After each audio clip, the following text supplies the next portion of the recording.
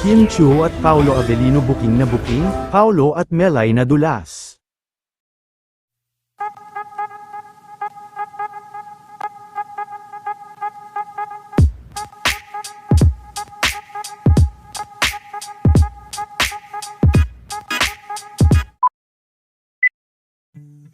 Matapos ang naging pag-uwi nila Kim at Paolo Avellino sa Pilipinas, ay balik sa normal na naman nga si Kim at bukod sa kanyang workout, ay muli nga itong nagtungo sa Belo ngayong hapon. Mainit na pinag-uusapan naman ngayon na tila unti-unti na nga umanong nabubuking ang totoong estado nila Kim Chiu at Paolo Avellino.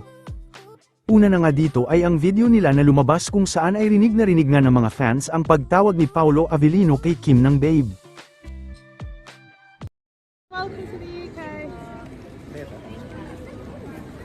Tinawag nga ni Paolo ng babe si Kim, pakinggan ulit ng mabuti.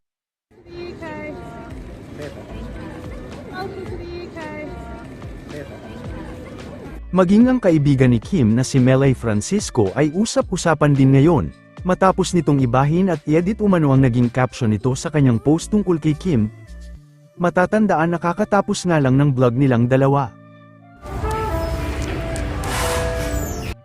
Kimi, sobrang sarap mo mahalin at hangaan, yung pagiging masayahin mo, kalog, mapagmahal, yung words of wisdom mo, mga pananaw mo sa buhay, grabe ka talaga, nakaka-proud at nakaka-inspire ka.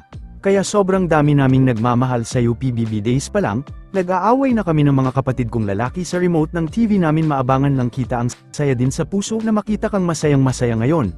Guwapa-guwapa gyud si mo, swerte gid gyud sang the one, love you sa nag-iisang prinsesa na Chinite pa at Chinite princess ni Pao.